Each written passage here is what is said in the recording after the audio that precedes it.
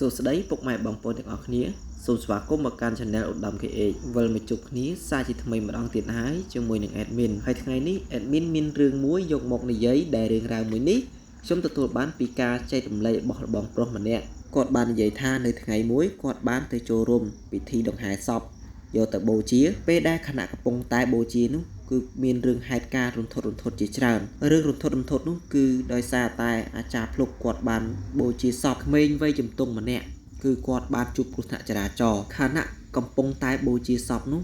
ស្រាប់តែសាកសពនឹងងើបអង្គុយផ្លែតដល់ពេលចឹងទៅបងប្រុសគាត់ឃើញចឹងមានអារម្មណ៍ចម្លែកនៅក្នុងចិត្តមិនមែនតែចម្លែកតែបងប្រុសទេសំបីតែអាចារ្យភ្លុកគឺគាត់មានអារម្មណ៍ថាព្រឺក្បាលមែនតើព្រោះថាសាកសពអស់ប្រេងមកកានទៅហើយសពនឹងគឺមិនតន់ចង់និយាយថាអត់ឆេះសុខល្អទេគឺចំណាយពេលរាប់ម៉ោងអាចារ្យភ្លុកគឺគាត់មិនដឹងធ្វើម៉េចគាត់ក៏បានយកឈើវែងមួយទៅចាក់ឆ្កឹះស្រាប់តែសពនឹងលោតចុះចេញពីកន្លែងគេដាក់តម្កល់បូជានឹងធ្លាក់មកដីតែម្ដងបាទពុកម៉ែបងប្អូនចង់ដឹងទេថាតើសាច់រឿងរបស់បងប្រុសរន្ធត់ព្រឺព្រួចបែបណាតោះចូលទៅស្ដាប់សាច់រឿងពេញជាមួយនឹង Admin ទាំងអស់គ្នាតែម្ដងទៅរឿងរ៉ាវមួយនេះបងប្រុសបានជួបផ្ទាល់តែរឿងរ៉ាវមួយនេះគាត់បានជួបនឹងគឺក្នុងឆ្នាំ2012ហើយគាត់ក៏សុំលាក់ទីតាំងនឹងភូមិសាស្ត្រឃុំខេត្តអីចឹងណាបងប្អូនដោយសារតែខ្លាចមានបញ្ហាប៉ះពាល់ដល់សាច់ញាតិនៃគ្រួសារសពចាប់ផ្ដើមនៅសាច់រឿងយើងដំបូងកាលពីដើមឡើយគឺក្មេងស្រីជំទង់នឹងគឺគាត់ជាសិស្សអនុវិទ្យាល័យថ្នាក់ទី8គឺគាត់រៀនខ្លាំងពូកែមែនតែនគឺគាត់រៀនបានជាប់លេខ1រហូតដល់រាល់ឆ្នាំអញ្ចឹងហើយឪពុកម្ដាយរបស់គាត់ក៏សប្បាយចិត្តដែរការរៀនសូត្ររបស់គាត់គឺអាលូនទៅមុខអញ្ចឹងទៅនៅថ្ងៃមួយនោះពុកម្ដាយរបស់គាត់ក៏បានសន្យាថាបើកូនរៀនជាប់លេខ1ឆ្នាំក្រោយទៀតគាត់នឹងទិញម៉ូតូថ្មីមួយតែម៉ូតូចំនួននោះគឺម៉ូតូអាសង់012ស៊េរីថ្មីទៅចេញដំបូងបងប្រុសគាត់ក៏បានរៀបរាប់ទៀតថាគ្រួសារនឹងគឺមិនមែនអ្នកអត់ខ្វះខាតអីនោះទេគឺមកជុំអាចនិយាយបានថាមិនខ្វះមុខខ្វះក្រោយអង្គក៏ហូបមានគ្រប់គ្រាន់លុយចាយក៏គ្រប់គ្រាន់នៅពេលមួយនោះម្ដាយរបស់ក្មេងស្រីជំទង់នឹងគាត់បានយល់សុបិនអាក្រក់ថាកូនស្រីរបស់ខ្លួននឹងអត់មានក្បាលទេដល់ពេលគាត់យល់សពអាក្រក់បែបហ្នឹងគាត់ក៏ភ្ញាក់ដឹងខ្លួននៅពាក់កណ្ដាលយប់ប្រហែលជាម៉ោង2ដណ្ដប់យប់ដល់ពេលគាត់យល់អាសពអាក្រក់ខ្លាំងពេកចឹងទៅគាត់ក៏បានដាស់ប្តីគាត់មកនិយាយគ្នានៅពាក់កណ្ដាលយប់នឹងតែម្ដងនារីជាប្រពន្ធគាត់បាននិយាយប្រាប់ប្តីគាត់ថាឯងខ្ញុំយល់សពឃើញថាកូនយើងនឹងអត់មានក្បាលទេហើយប្តីនឹងគាត់ភ្ញាក់ពីដំណេកគាត់មុំមាំងផងហើយគាត់មកម៉ៅគាត់បាននិយាយស្ដីឲ្យប្រពន្ធវិញថាឯងនេះសរសៃប្រសាទមែនតើហើយនេះគ្រាន់តែជាការយល់សពទេហេតុអ្វីក៏ឯងក៏ភ័យស្លន់ស្លោម្លេះចំណែកបុរសជាប្តីគឺគាត់អត់ជឿទេហើយនារីជាប្រពន្ធនឹងគាត់បានឮប្តីនិយាយអញ្ចឹងហើយគាត់មានអារម្មណ៍ថាធូរស្រាលក្នុងចិត្តបន្តិចនេះគ្រាន់តែជាការយល់សពទេគាត់ក៏បានបន្ត្រេកខ្លួនសម្រានលក់វិញបាត់ទៅប៉ុន្តែលក់នឹងគឺលក់ទាំងចិត្តនៅមិនទាន់បាត់ភ័យរបៀបថានៅលក់លាវអញ្ចឹងណាបងប្អូនលុះពេលព្រឹកឡើងក៏បានដល់គាត់ក៏បានងើបមុនកូនបោកសម្អាតផ្ទះដូចធម្មតាសពដងចង្អែងម៉ោងប្រហែលជា6កន្លះព្រឹកកូនគាត់ក៏បានចុះពីលើផ្ទះនារីជាម្ដាយរបស់ក្មេងវ័យជំទង់គាត់បាននិយាយប្រាប់កូនថាកូនពេលដែលទៅសាលាកូនជិះអែបស្ដាំឬមួយក៏មើលឆ្វេងមើលស្ដាំផងណាកូនហើយក្មេងវ័យជំទង់នឹងគាត់ក៏បានឆ្លើយថាចានឹងគឺពីរោះប្លែកខុសពីធម្មតាព្រោះកូនរបស់គាត់នឹងក៏មិនដែលឆ្លើយជាមួយគាត់ពីរោះបែបហ្នឹងទេគាត់បានចម្លែកនៅក្នុងចិត្តអញ្ចឹងណាហើយគាត់ក៏នឹកក្នុងចិត្តថាកូនអញមិនដែលថាឆ្លើយពីរោះអីចឹងទេហេតុអ្វីក៏ថ្ងៃនេះក៏ឆ្លើយពីរោះម្លេះហើយកូននឹងក៏បានឆ្លើយចារួចបណ្ដើរម៉ូតូហើយក៏ជម្រាបលាម្ដាយហើយលាម្ដាយនឹងដូចលាទៅណាឆ្ងាយអញ្ចឹងអ្វីដែលនារីជាម្ដាយគាត់ចម្លែកនៅក្នុងចិត្តទៀតថារាល់ដងនឹងគឺកូនគាត់មិនដែលលាម្ដាយអញ្ចឹងទេហេតុថ្ងៃនេះក៏កូនក៏ចម្លែកម្នេះចេះសំពះលើកម្រាមដៃអីហ្នឹងលាម្ដាយអីត្រឹមត្រូវតែរាល់ដងហ្នឹងគាត់ប្រាប់ថាម៉ែខ្ញុំទៅរៀនហើយនិយាយរៀងកម្រុះកម្រើអញ្ចឹងណាដល់ពេលថ្ងៃហ្នឹងក៏មានអារម្មណ៍ចម្លែកនៅក្នុងចិត្តគាត់ក៏អត់សង្ស័យបើឃើញកូនគំរូល្អអញ្ចឹងម្ដាយពុកម្ដាយក៏សប្បាយចិត្តទៅដែរនៅពេលថ្ងៃត្រង់គាត់កំពុងធ្វើម្ហូបទទួលប្តីគាត់និងកូនគាត់ហើយប្តីគាត់នឹងទៅចេញទៅធ្វើការកូនគាត់នឹងគឺមកពីសាលាពេលដែលគាត់កំពុងតែធ្វើម្ហូប ស្រាប់តែលឺសំឡេងអ្វីធ្លាក់នៅលើផ្ទះរបស់គាត់ប៉ុន្តែផ្ទះគាត់ហ្នឹងគឺមាន2ជាន់របៀបថាទូលរត់ពេលដែលគាត់ឡើងទៅដល់គាត់សន្លឹងទៅមើលក្បែរបន្ទប់របស់កូនគាត់ស្រាប់តែឃើញរូបថតរបស់កូនគាត់ធ្លាក់គាត់ក៏ដើរសម្ដៅទៅកន្លែងរូបថតនឹងធ្លាក់គាត់រើសយករូបថតកូនគាត់មកមើលប៉ុន្តែរើសមិនបានប្រយ័ត្នស្រាប់តែមុតដៃរបស់គាត់ឈាមនឹងក៏បានស្រក់នៅចំមុខនឹងរូបថតរបស់កូនគាត់តែម្ដងឈាមដៃរបស់នារីជាម្ដាយគាត់បានមុតអំបែងកញ្ចក់អញ្ចឹងទៅគាត់មុតឈាមអញ្ចឹងគាត់ក៏បានចាប់អារម្មណ៍ដែរគាត់បានប្រមូលអំបែងយកអំបោសហ្នឹងគេហ្នឹងប្រមូលបោះយកទុកមកឡៃសិនទៅគាត់ក៏យករូបថតហ្នឹងមកព្យួរវិញវាបែកកញ្ចក់ទៅហើយអញ្ចឹងព្យួរហើយគាត់ក៏បានជូតឈាមដែលប្រឡាក់នឹងសន្លឹករូបថតហ្នឹងចេញពេលដែលគាត់នឹងហើយគាត់ក៏បញ្ញាបញ្ញាចុះមកខាងក្រោមរកកណាត់រកអីរុំដៃគាត់បានរុំដៃដែលមុតនឹងរួចហើយគាត់ក៏ឈរធ្វើម្ហូបធម្មតាស្រាប់តែកំពុងតែធ្វើហ្នឹងសំឡេងទូរស័ព្ទក៏បានរោឡើងជួនជាតិចៃដន្យប្តីរបស់គាត់ក៏បានត្រឡប់មកពីធ្វើការនារីជាប្រពន្ធគាត់មកអត់ទាន់ប្តីគាត់ក៏បានលើកស្រាប់តែមានគេទេប្រាប់ថាកូនរបស់គាត់ហ្នឹងក៏បានជួបគ្រោះថ្នាក់ចរាចរណ៍ស្លាប់បាត់ទៅហើយបុរសជាឪពុកធ្លាក់ទូរស័ព្ទពីដៃក្ដុក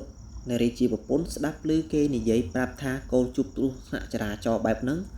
ក៏សន្លប់បាត់បង់ស្មារតីតែម្ដងបុរសជាប្តីគឺគាត់តាំងស្មារតីគាត់អត់មានភ័យស្លន់ស្លោគាត់មានអារម្មណ៍ថាស្លុតក្នុងចិត្តគាត់ក៏បាននាំប្រពន្ធទៅចូលមន្ទីរពេទ្យសិនរួចក៏បានត្រឡប់ពីពេទ្យហ្នឹងមកកន្លែងកើតហេតុគ្រោះថ្នាក់ចរាចរណ៍ដែលកូនគាត់ជួបគ្រោះថ្នាក់ហ្នឹងពេលតែមួយបុរសជាឪពុកក៏បានទៅឃើញសាកសពរបស់កូនឃើញថាស្មាតោឡានកិនដាច់ក្បាលចេញពីខ្លួនបាត់ទៅហើយបុរសជាឪពុកនឹងក៏បានយំអោបចាក់សពកូនស្ដាយអាឡោះអាល័យ2-3ម៉ោងក្រោយមកប៉ូលីសក៏បានចុះមកធ្វើកសលវិច័យរួចហើយក៏បកគលសាកសពនឹងឲ្យសាច់ញាតិធ្វើបុណ្យតាមប្រពៃណីលុះគេបានយកសាកសពក្មេងវ័យជំទង់នឹងមកគេក៏បានធ្វើបុណ្យតាមប្រពៃណីតាមទំនៀមទម្លាប់ខ្មែរយើងអញ្ចឹងណាបងប្អូនហើយនៅពេលនោះក៏មានវត្តមានបងប្រុសដែលគាត់ជាអ្នកចែករំលែករឿងដែរលុះពេលធ្វើបុណ្យសូត្រអីរួចរាល់ដល់ម៉ោងដង្ហែក៏បានដង្ហែទៅខាងក្រោយផ្ទះមិនឆ្ងាយពីផ្ទះប្រហែលទេប្រហែលជាដី100ម៉ែត្រជាងពេលដែលដង្ហែនឹងគឺម្ដាយអត់បានមកជួយដង្ហែទេគឺម្ដាយនៅសម្រាប់កាយនៅឯមន្ទីរពេទ្យហើយនៅនឹងគឺនៅតែសាច់ញាតិបងប្អូននិងបុរសជាឪពុកដល់ពេលដល់កន្លែងដកលបូជាសពហើយអាចារ្យភ្លុកក៏បានរៀបចំដុតភ្លើងដុតអីចឹងណាហើយចំនួននោះមិនទាន់មានមេនអីស្រួលបួលត្រឹមត្រូវនោះទេហើយនៅក្រៅផ្ទះចំនួននោះគឺនៅព្រៃឡើយទេព្រៃម្ដុំចឹងទៅសំបីតែផ្ទះ admin ចំនួនហ្នឹងក៏នៅព្រៃចឹងបងប្អូនបងប្រុសគាត់ក៏បានរៀបរាប់បន្តទៀតថាពេលដែលគាត់កំពុងតែឈរបូជាសពហ្នឹងអ្វីដែលគាត់ឈរគាត់ក៏ភ្ញាក់ព្រឹកសាកសពហ្នឹងក៏បានងើបអង្គុយទាំងខ្លួននឹងអត់មានក្បាលទេដល់ពេលចឹងហើយអាចារ្យគាត់ក៏បានយកឈើសង្កត់ហើយអ្នកដែលឈរចូលរួមនឹងឈរចាំរើសឆ្អឹងហ្នឹងគឺម្នាក់លុះព្រលឹងសឹងគ្រប់គ្នាពេលដែលអាចារ្យគាត់បានសង្កត់ហើយស្រាប់តែគាត់ហ្នឹងមិនដឹងជាយ៉ាងម៉េចអាពេលហ្នឹងបូជាធម្មតាគេដាក់សាកសពបើមិនផ្កាប់ក៏ផ្អៀងដែរបងប្អូនគាត់ហ្នឹងគឺដាក់ផ្ងាអញ្ចឹងដល់ពេលវគ្គទី2បងប្អូនគឺសពនឹងលូតចុះមកដីបដោយចង់និយាយថាតសៃទាញលូតចុះមកដីព្រុសតែម្ដងហើយព្រុសនឹងហើយលូតព្រុសនឹងគឺវាអត់ដួលទេបងប្អូនគឺឈរថ្មឹងតែម្ដងឈរទាំងខ្លួននឹងអត់មានក្បាលទេប្រិយមិត្តអាចារ្យភ្លុកគឺគាត់អត់ដែរជួបប្រទះដែរគាត់ថាគាត់បូជាសពគេរាប់មិនអស់ហើយគឺគាត់អត់ដែរជួបប្រទះសពអញ្ចឹងទេដល់ពេលគាត់ជួបម្ដងគាត់ព្រឺក្បាលដែរដល់ពេលគាត់ឃើញឈរថ្មឹងអញ្ចឹងគាត់ចង់រត់ម្ដងដែរប៉ុន្តែគាត់ក៏បានហៅគ្នាហ្នឹងយកសាកសពហ្នឹងទៅបូជាម្ដងទៀតតែបូជាម្ដងនេះគឺគាត់អត់ដាក់ផ្កាដូចមុនទេគឺគាត់ដាក់ផ្អៀងតែម្ដងគាត់ក៏បានយកប្រេងមកចាក់ដុតបន្ថែមគាត់ចាក់ប្រេងចិត្តអស់មួយកានទៅហើយសាកសពហ្នឹងគឺមិនទាន់សោះទៀតហើយអុសដែលត្រូវបូជាហ្នឹងក៏ចិត្តអស់ទៅទៀតគាត់ហ្នឹងមិនដឹងជាធ្វើម៉េចគាត់នឹងក៏បានយកឈើហ្នឹងតែចាក់រុកឆ្កឹះស្រាប់តែសាកសពនឹងរំលាយខ្លួនធ្លាក់ពីលើអាកន្លែងតម្កល់នឹងម្ដងទៀតធ្វើឲ្យបងប្រុសដែលគាត់ជាអ្នកចែករំលែករឿងហ្នឹងព្រឺក្បាលបាសសក់ចង់សាទៅហើយលោកអាចារ្យហ្នឹងគឺគាត់ចង់ សង្ហាដែរព្រោះថាគឺគាត់អត់ដែលបានជួបប្រទេសសាកសពបែបចឹងបងប្អូនហើយសាច់ញាតិនៃសពហ្នឹងគឺគាត់ចង់ផ្អើលគាត់ចង់រត់មកសាដែរដោយសារតែឃើញសាកសពលោតរមៀលងើបអង្គុយងើបអីចឹងណាហើយពួកគេអ្នកសាច់ញាតិហ្នឹងក៏ចង់ផ្អើលប៉ុន្តែបុរសជាឪពុកហ្នឹងគឺគាត់បានយំស្ដាយសំណោះកូនអីចឹងទៅដល់ពេលសាកសពធ្លាក់ពីលើកន្លែងតម្កល់ចឹងហើយគាត់ក៏លើកសាកសពហ្នឹងមកវិញ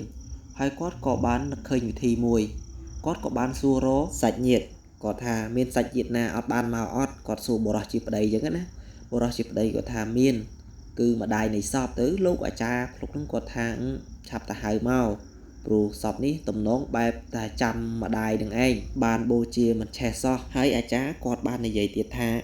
ឲ្យទៅតាមហៅមកគាត់ដឹងនៅឯណាហើយបុរសជាប្តីហ្នឹងគាត់បានប្រាប់ថានៅឯប៉ែតឯណោះហើយឆាប់ឲ្យគេទៅតាមហៅមកដល់ពេលទៅតាមហៅរួចមកដល់ម្ដាយហ្នឹងក៏បានយំយ៉ែស្ដាយសំណោះអាឡោះអាឡៃកូនអញ្ចឹងណាអាចារ្យក៏បានប្រាប់ពិធីអុជធូបប្រាប់ទៅនៃសពថាកុំឲ្យអាឡោះអាឡៃអីទៀតអីហើយដុតធូបផ្ដែផ្ដាំថាឲ្យទៅរកភពថ្មីចេះចុះចឹងទៅពេលដែលម្ដាយបានបន់ស្រន់រួចយំសោកបោកខ្លួនរហូតដល់សន្លប់ហើយអ្នកចូលរួមដង្ហែចាំរើសឆ្អឹងរើសអីហ្នឹងក៏បានត្រឹមតែអាណិតនៃគ្រួសារហ្នឹងហើយគ្រួសារហ្នឹងមានកូនស្រីតែមួយទៀតហើយគាត់មានកូនតែមួយគត់ហើយកូនស្រីទៀតហើយមកបាត់បង់អញ្ចឹងទៅសួរថាគាត់នឹងទប់ចិត្តទប់អារម្មណ៍មិនបានបងប្អូនដល់ពេលអញ្ចឹងទៅហើយសាកសពហ្នឹងក៏បានបូជាឆេះសុះអស់ទៅអូខេរឿងបងប្រុសចៃអំលេចមកមានតែប៉ុណ្្នឹងឯងសូមអរគុណដល់ប្រិយមិត្តនិងពុកម៉ែបងប្អូនដែលចំណាយពេលដ៏មានតម្លៃតាមដានស្ដាប់រឿងនេះតាំងពីដើមរហូតដល់ចប់ខ្ញុំគ្មានអ្វីទេក្រៅពីម្រាមដៃ10ហើយក៏សូមជូនពរពុកម៉ែបងប្អូនរកស៊ីទទួលទានមានបានក្នុងឱកាសចូលឆ្នាំចិននេះសូមឪពុកម៉ែបងប្អូនរកស៊ីទទួលទានមានបានគ្រប់គ្នាសូមធ្វើដំណើរទៅណាមកណាទាំងផ្លូវចិត្តនិងផ្លូវឆ្ងាយមានសុខសុវត្ថិភាពទាំងអស់គ្នាខ្ញុំបាទអេដមីនដំសូមអរគុណនិងសូមគោរពលា